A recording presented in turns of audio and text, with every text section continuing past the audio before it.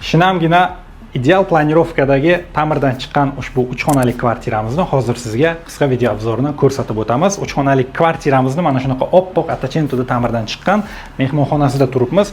Ko'rishingiz mumkin, marhamat, yumshoq mebellar qo'yilgan, katta televizor. Kvartiramizda hamma sharoit qilingan. Ideal planirovka deganimni sababi skvoznoy planirovka bo'lyapti, umuman gluxoy xonalar yo'q. Keling, qolgan xonalar bilan tanishib o'tamiz. Bu bizda prixoshkamiz bo'lyapti, ko'rishingiz mumkin. Chiroyli ranglar tanlangan. Bu yerda 2 kishilik bolajonlarimiz uchun sharoit qilingan yotoq mebeli, shkaflar, tumbuchkalar hammasi ko'rib turganingizdek. Kvartiramiz 83 metr kvadratni tashkil etadi. Mirzo Bedil ko'chasi, ya'ni yangi qurilgan Smart City'ning ro'parasida bo'lyapti. 8 qavatlik domning 7-qavatida kadastrimiz bor, liftimiz ishlaydi. Mana bu esa shinamgina oshxona stolovay zonasi bo'lyapti. Stol qo'yilgan, duxkontrolli kotel isitib beradi, tepli pollar bor. Suv, svet, gazdan umuman muammolar yo'q. Ko'rib turganingizdek barcha bitovoy texnikalar qo'yilgan. Va kvartiramizning yotoqxonasi bo'lyapti.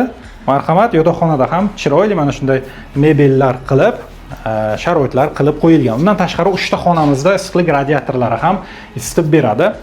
Kvartiramiz sizga yoqqan degan umiddamiz. Kvartiramizning umumiy sanuzlini ko'rib o'tamiz. Narxini 83 ming AQSh dollari so'rayaptilar akamiz, yana kelishtirib beriladi. Xuddi ko'rganingizdek, shinamgina, ixchamgina kvartiramiz. Agar sizni qiziqtirgan bo'lsa, quyidagi raqamlarga telefon qiling.